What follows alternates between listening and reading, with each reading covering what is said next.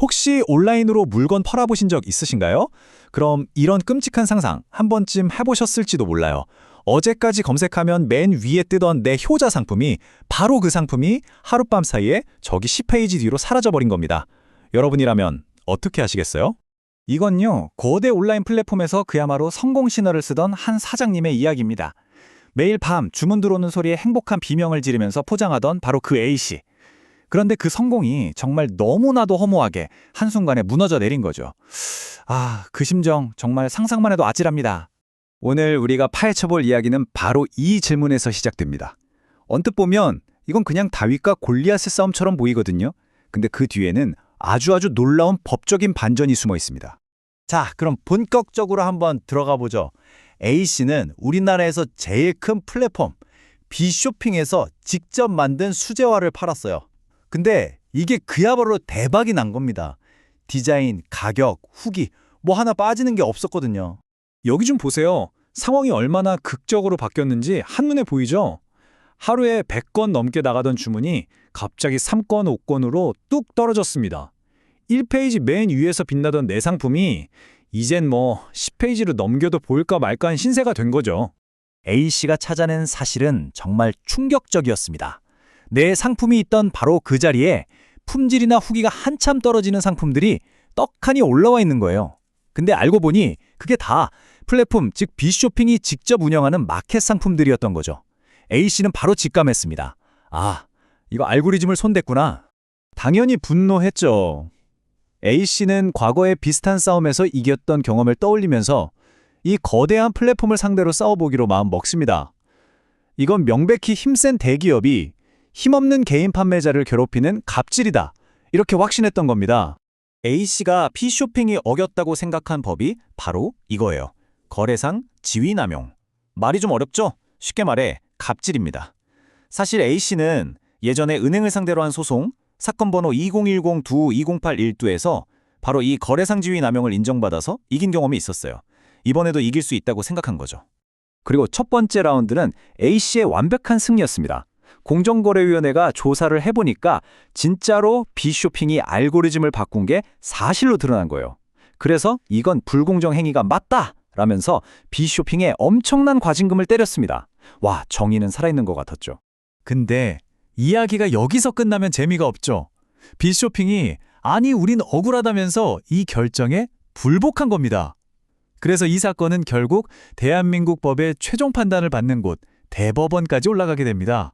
모두가 당연히 A씨랑 공정위가 이길 거라고 생각했죠. 바로 그때 정말 아무도 예상하지 못했던 대반전이 일어납니다. 결과 정말 충격적이죠. 대법원이 공정위의 결정을 완전히 뒤집어버리고 플랫폼인 B쇼핑의 손을 들어준 겁니다. 유죄가 사실상 무죄가 된 순간이었어요.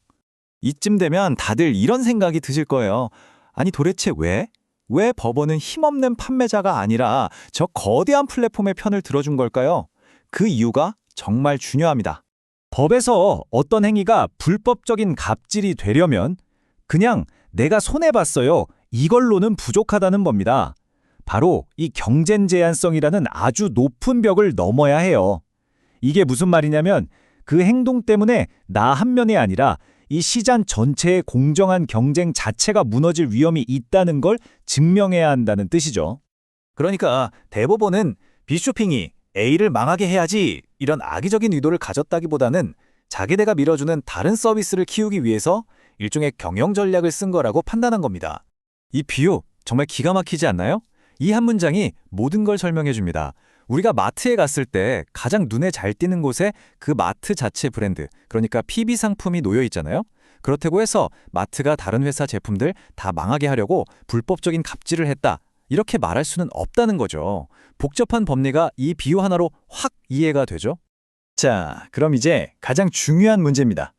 법이 나를 100% 지켜주지 못할 수도 있다면 이렇게 치열한 알고리즘의 세계에서 우리 같은 평범한 판매자들은 도대체 어떻게 살아남아야 할까요? 지금부터 온라인 판매자라면 정말 뼈에 새겨야 할 생존 전략 3가지를 하나씩 아주 명확하게 짚어드릴게요. 첫 번째, 절대로 한 플랫폼에 모든 걸 걸면 안 됩니다.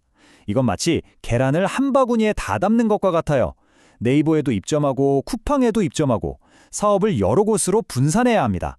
이렇게 안전망을 만들어둬야 한 플랫폼의 정책 하나에 내 사업 전체가 휘청거리는 최악의 상황을 막을 수 있어요. 두 번째는 적응입니다. 게임의 룰은 계속 바뀝니다. 플랫폼이 요즘 빠른 배송을 밀어주는지 아니면 라이브 커머스를 띄우는지 그 흐름을 계속 주시해야 해요.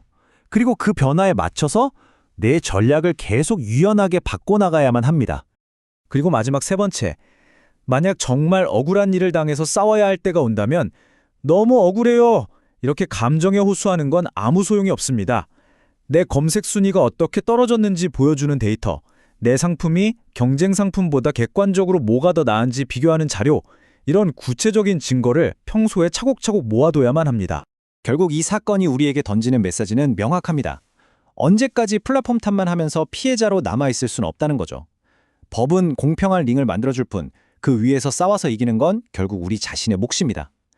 플랫폼이라는 거인의 그림자에서 벗어나 나를 지킬 단단한 방패를 만들 준비 여러분 되셨나요?